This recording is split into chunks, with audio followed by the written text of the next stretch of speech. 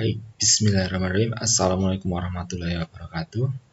Hari ini kita akan mendiskusikan satu hal yang sangat penting, yaitu tentang makanan di tahun 2030. Ya, lebih tepatnya tren makanan dan perspektifnya di tahun 2030. Perspektif itu penggambaran. Jadi, kira-kira tren makanan apa yang akan ada di tahun 2030? Itu yang akan kita bicarakan. Coba kita lihat ini dulu. Ada satu analisis tentang makanan. Ya. Ini ada satu paradoks. Ya, disebut sebagai paradoks makanan. Nah, paling tidak ada 3 paradoks makanan. Yang pertama itu orang itu lebih banyak meninggal itu karena obesitas atau kegemukan. Jadi bukan karena kekurangan makanan. Ini yang seringkali kita lupa, bahwa orang kalau kurang makanan dia akan meninggal. Tetapi ternyata data di sini dari WHO ini menunjukkan bahwa ada 868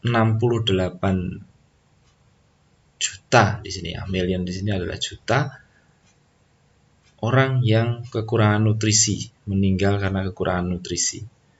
Sementara orang yang meninggal karena obesitas atau kelebihan nutrisi atau kelebihan berat badan 1,5 miliar. Artinya lebih banyak orang yang meninggal itu karena kelebihan makanan, bukan karena kekurangan makanan. Ya.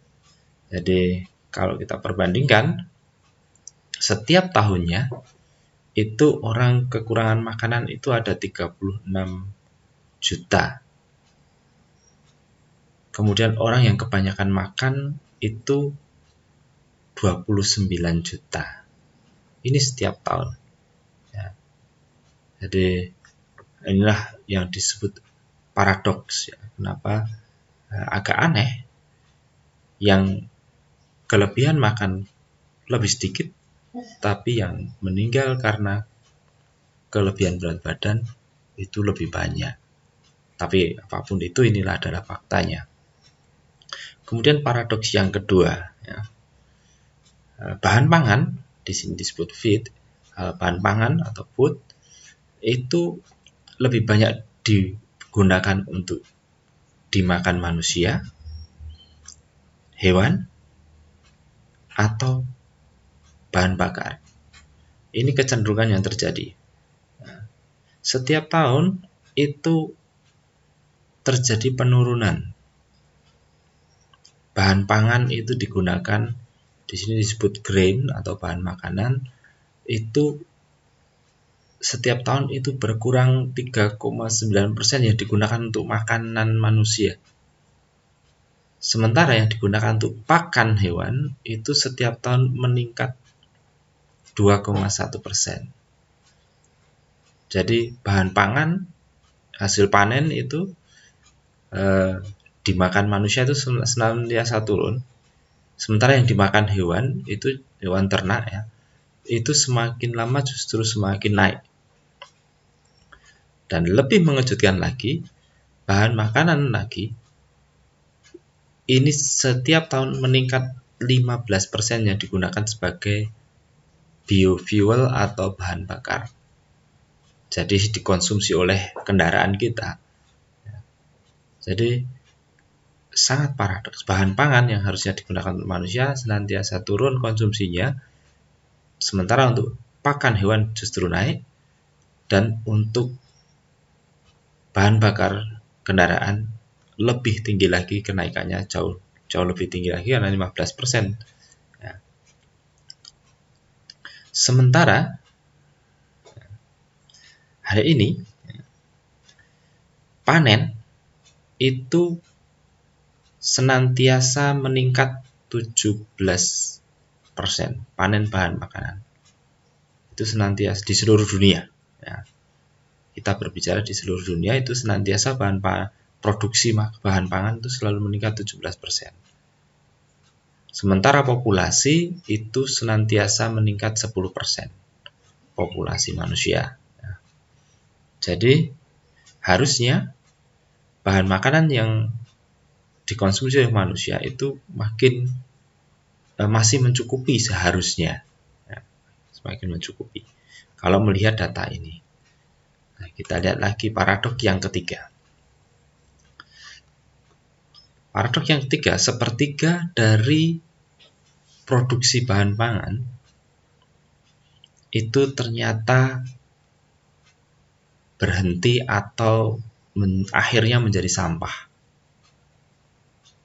yaitu sekitar 1,3 miliar ton bahan makanan itu yang akhirnya hanya menjadi sampah setiap tahunnya. Ini kalau kita hitung jumlahnya itu 4 kali yang dibutuhkan oleh orang yang tadi 868 juta yang kekurangan makanan tadi. Jadi yang terbuang, bahan pangan yang terbuang setiap tahun itu bisa untuk memberi makan 4 kali orang yang kelaparan di dunia. Sebenarnya ini adalah fakta, data yang cukup mengejutkan. Sebenarnya harusnya tidak ada orang yang kelaparan di dunia ini. Bahkan untuk 4 kalinya orang yang kelaparan itu, bahan pangan yang menjadi sampah ini tadi, menjadi limbah, itu cukup untuk dikonsumsi. Dan kalau kita lihat, ya, hari ini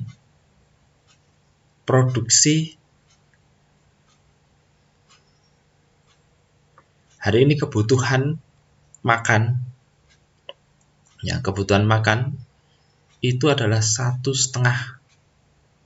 total planet kita. Jadi orang itu mengkonsumsi 1,5 kali dari yang menghuni planet kita sebenarnya. Jadi artinya apa? Setiap orang itu makan 1,5 kali porsinya. Kira-kira seperti itu. Harusnya porsi idealnya itu 1 orang 1, tapi hari ini 1,5, kalau di rata-rata seseorang itu akan makan 1,5 kali porsinya. Jadi berlebih harusnya. Lantas kenapa masih ada yang kekurangan makanan, itu urusan yang lain lagi, ya. Kemudian diperkirakan tahun 2050 orang akan mengkonsumsi 3 kali porsinya untuk 3 kali planet. Besarnya 3 kali planet kita ini. Jadi kira-kira 3 kali porsinya. Jadi setiap orang makan 3 kali porsi idealnya. Nah, itulah tren yang akan terjadi nanti ke depannya, sehingga bisa kita petakan menjadi paling tidak 5 model. Tren itu akan bergerak dari mana, ya. Atau kenapa tren makanan itu akan bisa kita amati dari mana. Ada beberapa model pengamatan akan adanya tren dari bahan makanan. Yang pertama adalah demografik. Demografik itu adalah populasi dunia. Apakah orang yang tua ini lebih banyak dari orang yang muda? Anak-anak ini apakah lebih banyak dari orang dewasa? Laki-laki apa lebih banyak dari perempuan? Atau sebaliknya, perempuan lebih banyak dari laki-laki? Ini adalah demografik trend. Ya, tentu yang populasi yang terbanyak ini akan mempengaruhi trennya. Kalau sekarang perempuan itu lebih banyak daripada laki-laki, maka makanan-makanan yang disukai oleh perempuan itu akan menjadi tren di tahun 2030. Model yang kedua, kita bisa mendekati atau mencari kira-kira yang akan tren di tahun 2030 dari apa? Dari geopolitik, keseimbangan geopolitik baru. Ya. Pada era modern,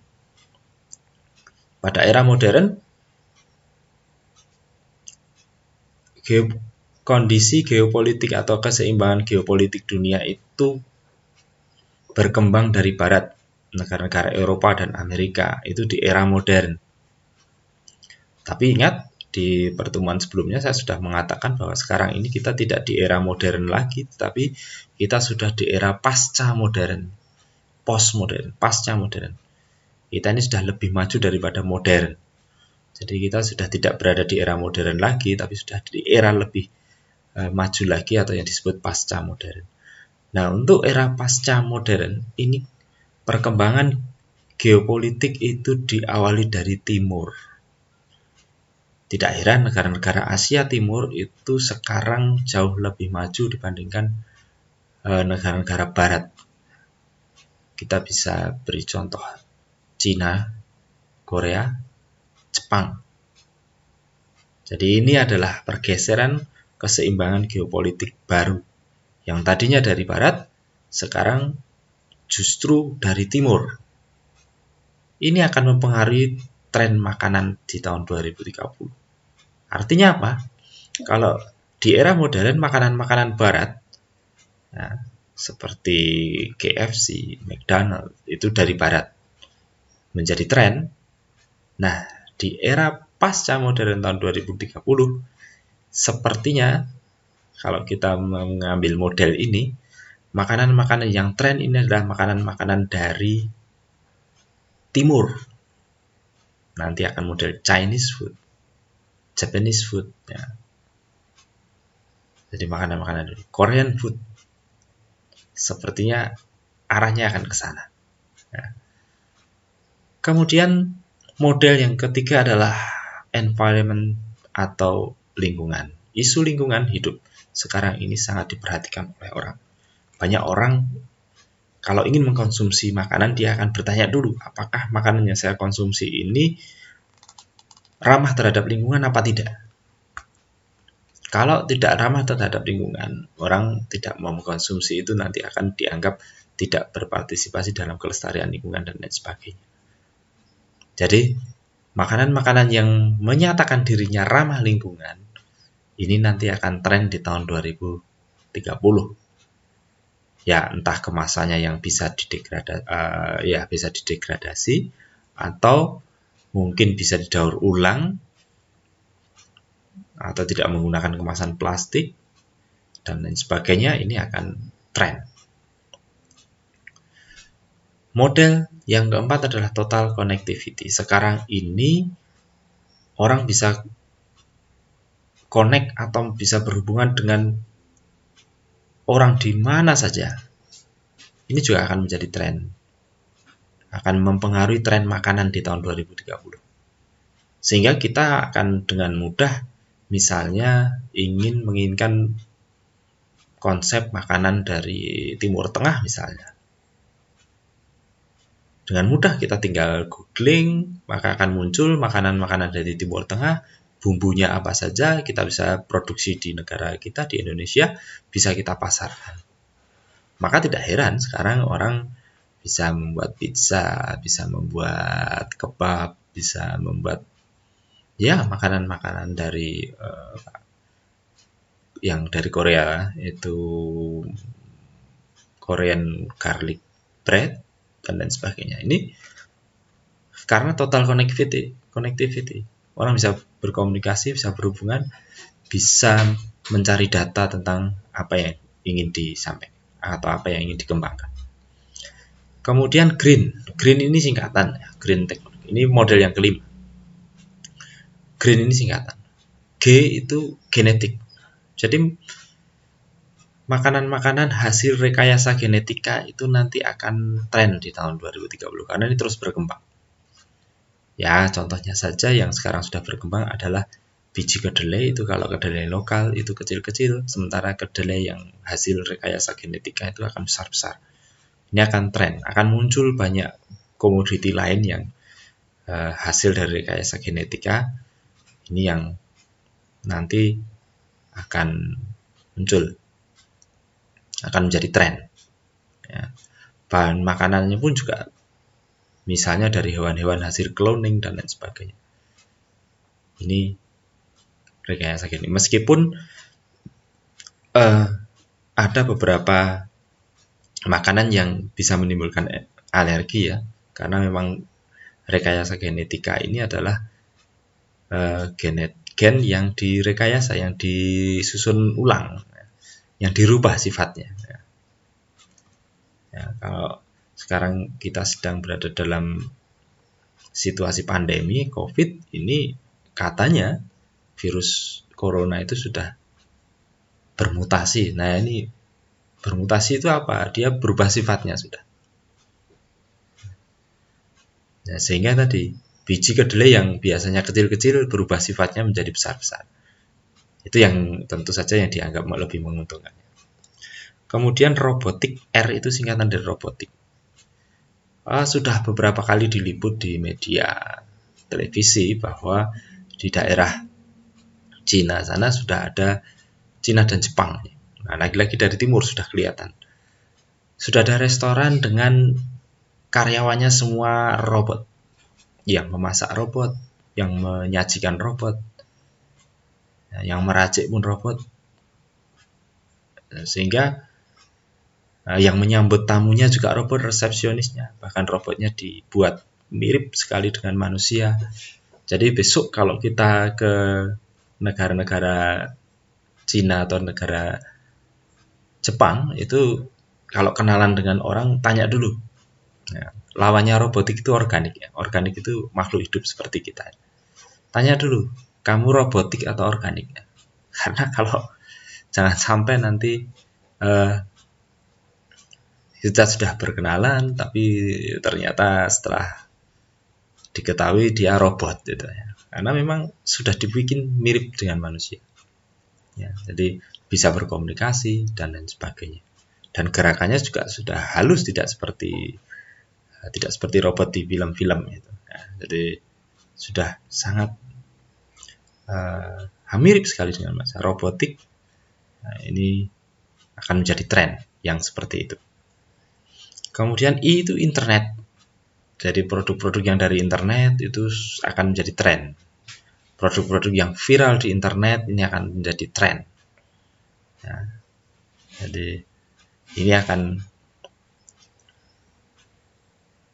kalau ingin tahu makanan apa yang akan tren itu silahkan lihat saja di internet yang viral sekarang apa. Nah, itulah yang tren. Nah, sehingga kita bisa menentukan kita akan berjualan apa. Kemudian N itu adalah nanoteknologi. Apa itu nanoteknologi? Nanoteknologi ini yang berhubungan dengan vaksin dan lain sebagainya. Artinya yang kecil-kecil. Nah, sekarang yang sedang tren di vaksin nih. Ya, kalau tadi gen tadi adalah virusnya, dan nanoteknologi ini adalah pembuat vaksinnya. Ini sekarang sedang berlomba-lomba untuk mencari vaksin dari COVID-19. Itu adalah salah satu tren yang akan mempengaruhi untuk teknologi nano, ya, nanoteknologi.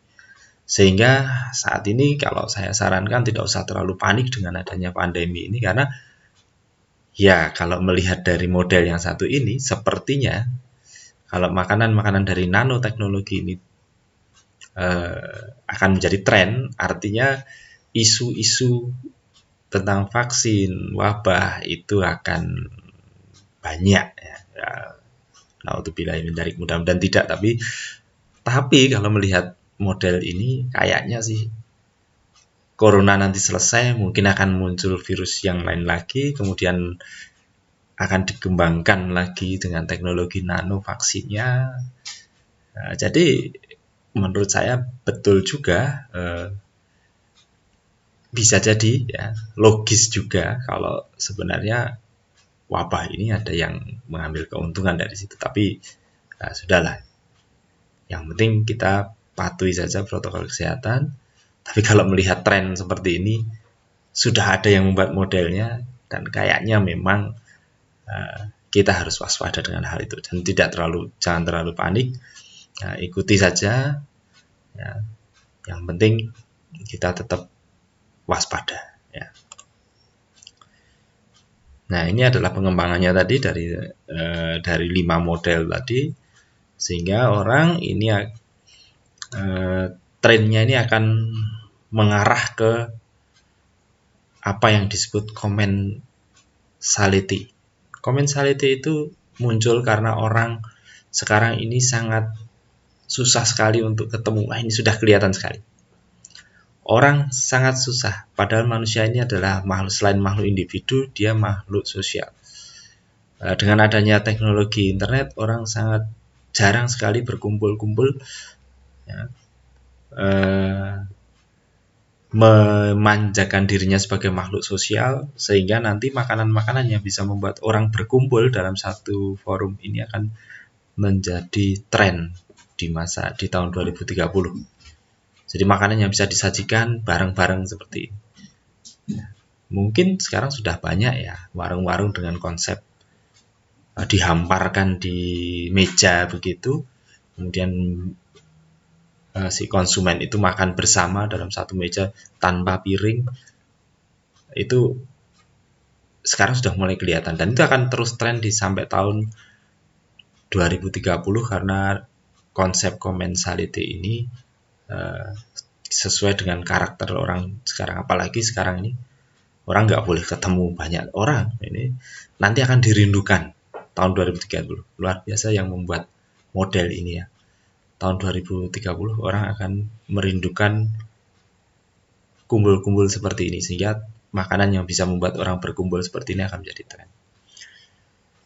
Kemudian bisa juga mendekati dengan accessibility, ya, kemudahan diperoleh. Ya. Sekarang ini orang sudah nggak lihat harga lagi, yang penting mudah dicari. Ya. Harga, kualitas, ya, itu sekarang mudah dicari. Jadi konsumen itu pilihannya sangat banyak. Sehingga kalau Anda punya satu produk, itu kalau ingin jadi tren, ya produk tersebut harus punya kualitas yang baik dibandingkan produk yang lain. Kemudian mudah untuk diperoleh. Kemudian naturalness ini mengadopsi dari yang environment tadi. Sekarang 83%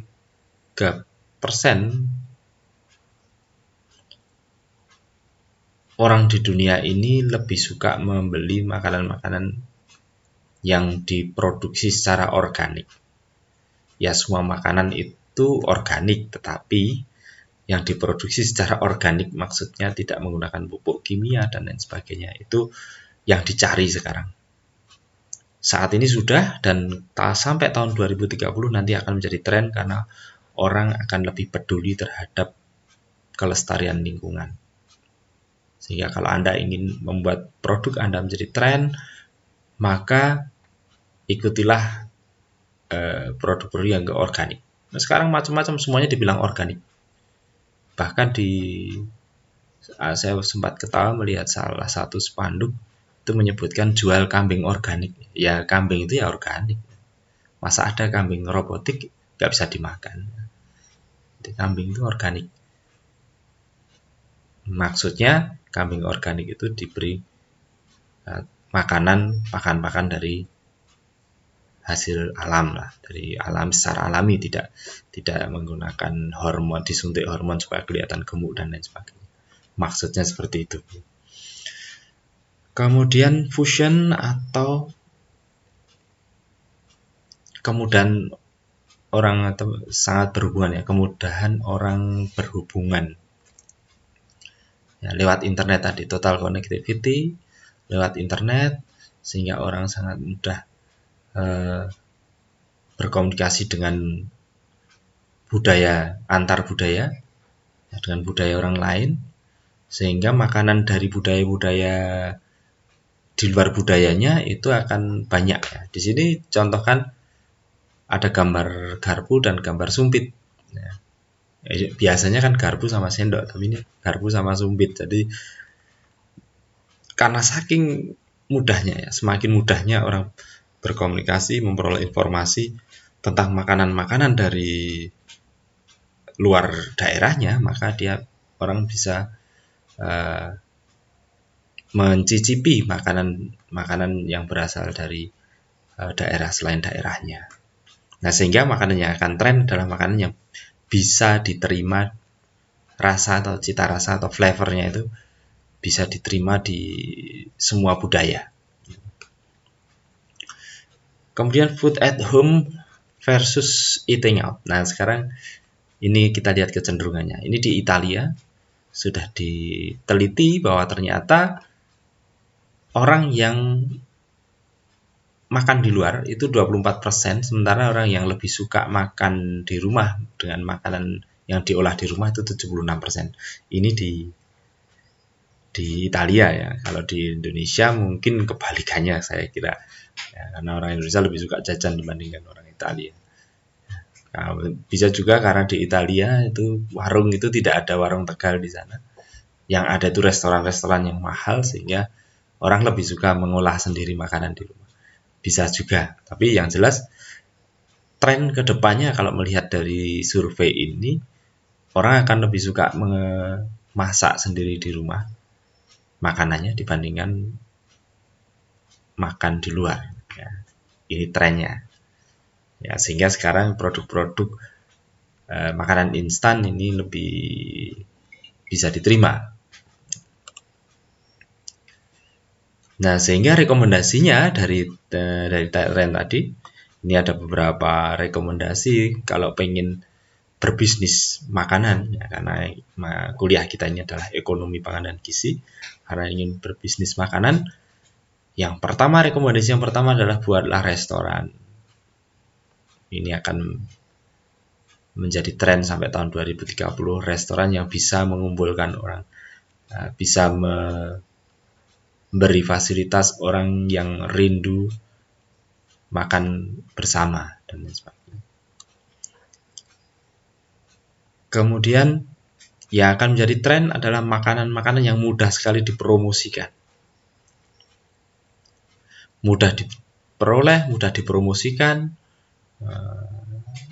kemasannya simple, ini akan tren. Buatlah makanan-makanan yang seperti itu.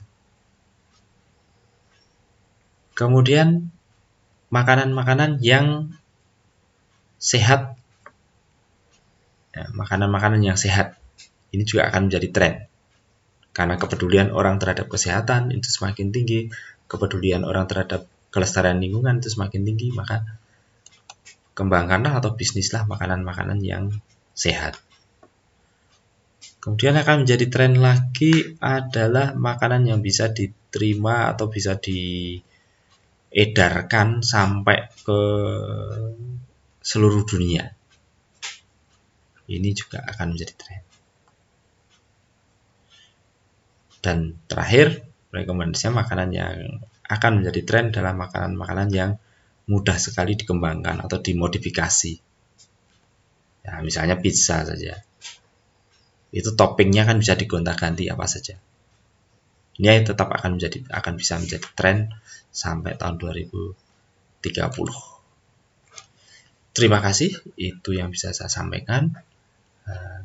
Kalau ada yang mau ditanyakan, bisa kita diskusikan di forum diskusi. Billahi taufiq wal hidayah. Wassalamualaikum warahmatullahi wabarakatuh.